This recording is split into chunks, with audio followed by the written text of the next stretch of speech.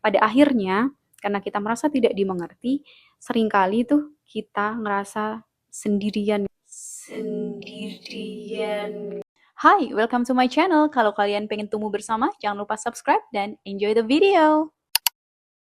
Hai semuanya, selamat datang kembali. Jadi, hari ini aku akan bahas yang namanya reverse culture shock. Bagi teman-teman atau kalian yang pernah tinggal di luar negeri cukup lama dan balik lagi ke Indonesia, biasanya kalian ngalamin ini sih. Jadi apa itu? Ini adalah suatu kondisi emosional dan psikologi yang kita rasakan ketika kita pulang ke Indonesia. Kadang-kadang beberapa orang itu mengalami kesusahan dalam beradaptasi lagi dengan budaya kita gitu, budaya asal kita gitu. Memang ini adalah hal yang wajar sih dialami eee, sama teman-teman aku dan beberapa orang yang pernah cukup lama tinggal di luar negeri gitu. Dan kenapa sih ini bisa terjadi? Sebenarnya faktornya ada banyak ya. Yang pertama itu karena kalian itu sudah bertumbuh sedangkan lingkungan itu belum. Nah, setelah tinggal di luar negeri lama tuh kalian kan mengadaptasi hal-hal baru, value-value baru, kemudian kalian punya pemikiran yang lebih independen dan pandangan terhadap dunia kalian itu jauh lebih luas dari sebelumnya. Dan kalian pasti mengadaptasi value-value yang kalian anggap itu cocok dengan kalian dan sedangkan ketika pulang ke negara asal kita, ternyata value-value itu tuh tidak sejalan dengan value yang dianggap benar oleh masyarakat gitu kan. Kadang itu juga menjadi struggle kita karena kita jadi orang yang berbeda, nampaknya menjadi orang yang berbeda, kemudian teman-teman kita, keluarga kita berharap kita tetap jadi orang yang sama gitu kan. Terus yang kedua itu karena kita kehilangan kebebasan berekspresi ya.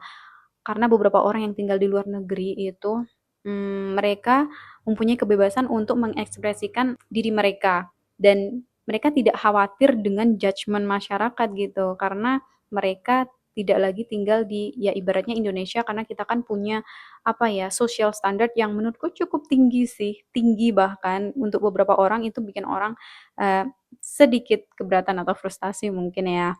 Dan dari situlah setelah kita tinggal lama kemudian balik ke Indonesia itu jadi hal yang sangat berat gitu karena kita harus kembali kepada kota kecil ibaratnya tuh kita sudah berkembang, udah bebas berekspresi, kemudian ke Indonesia kita tidak bisa sebebas itu lagi untuk berekspresi gitu kan. Kemudian ada perbedaan ekspektasi dan realita. Kadang nih ya kita tuh meromantisasi pulang ke rumah gitu. Kita pasti kayak kayak sebelum aku pulang itu kayak rasanya, "Wah bentar lagi aku pulang nih, bentar lagi aku, ngelihat orang tua, keluarga, kemudian makan makanan yang khas Indonesia," gitu.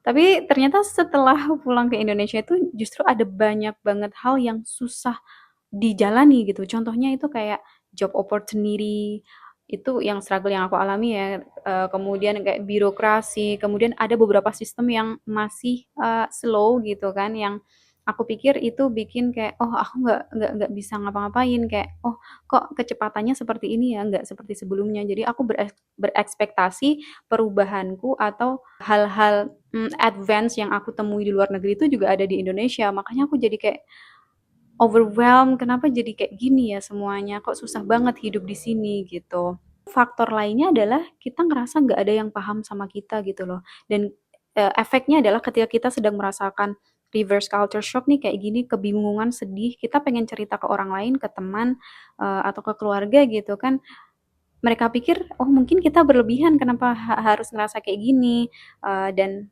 ternyata ya gimana ya, karena mereka kan nggak paham ya, mereka nggak paham seberapa jauh kita berkembang, mereka nggak paham seberapa jauh pengalaman kita itu membentuk kita menjadi diri yang lebih baru atau yang udah developed gitu. Jadi pada akhirnya karena kita merasa tidak dimengerti, seringkali tuh kita ngerasa sendirian gitu, kayak kita ya udah kita alien aja gitu di negara ini karena kita terlalu berbeda gitu kan. Orang lain menganggap kita berbeda juga gitu. Dan yang terakhir nih, kenapa kita bisa ngerasain kayak gitu, karena, apa ya, kita merasa kehilangan sih sebenarnya. Kehilangan momen-momen atau vibes-vibes ketika kita ada di luar negeri yang sebenarnya bahkan momen sedih itu tuh jadi sesuatu yang kita rindukan gitu. Pokoknya intinya kayak kita struggle sendirian, kita ngurus visa, kita ngurusin dokumen sebagai foreigner itu kan nggak mudah. Terus apalagi ya, mungkin saat kita solo traveling atau saat kita pergi ke kafe, makanannya, ketemu teman-teman gitu dengan budaya yang berbeda kayak gitu kan kadang kita kangen masa-masa itu. Nah, karena kita kembali ke negara kita rasanya jadi kayak kehilangan momen-momen itu dan nggak bisa ngulang gitu. Pada akhirnya kita ngerasa sedih gitu. Jadi ya memang agak berat sih masa transisi ini ya. Kalau kalian ngerasain ini, lagi-lagi kalian nggak sendirian ya, dan hal kayak gini tuh kadang mungkin dianggap, berlebihan ya kita ngerasa kayak gini. Karena ya memang nggak banyak sih orang yang bahas mengenai reverse culture shock, yang mereka pikir atau mereka tahu culture shock itu hanya terjadi ketika kita pergi ke tempat baru dan, experiencing apa ya, mengalami atau menemukan culture-culture yang baru gitu. Sedangkan ketika kembali itu justru kayak kita harus beradaptasi lagi dan menurutku ya itu jauh lebih susah sih. Readapt tuh kayak struggle-nya jauh lebih banyak gitu loh. Jadi gitulah yang namanya reverse culture shock ya. Jadi kalau kalian lagi ngerasain ini nih, take time for yourself karena ini memang nggak semudah itu sih. Ya ada beberapa orang yang dengan mudahnya melalui, ada juga yang butuh proses, termasuk aku sih. Aku cukup butuh proses ya untuk melewati ini semua gitu. Jadi ya take your time ya guys, jangan berputus asa gitu. Aku tahu sih rasanya kayak, aku pengen banget nih cepet-cepet, keluar dari sini, bahkan kadang aku ngerasa bersalah, aku nggak mau banget tinggal di Indonesia sekarang nih karena kayak semuanya udah nggak cocok gitu, aku nggak cocok dengan apapun di sini, bahkan aku merasa hilang gitu, kayak aku harus ngapain, aku mulai dari nol sedangkan semuanya kayak udah nggak, apa ya, align lagi sama value-value aku gitu. Jadi ya berat sih, tapi aku yakin sih pelan-pelan kalian akan menemukan diri kalian lagi dan melewati, masa transisi ini, gitu.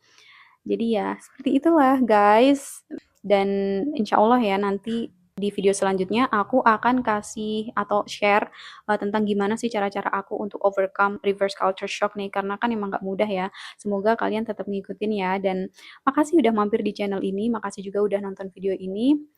Ayo kita tetap semangat dan let's bloom in the moment together dan see you di video selanjutnya. Bye.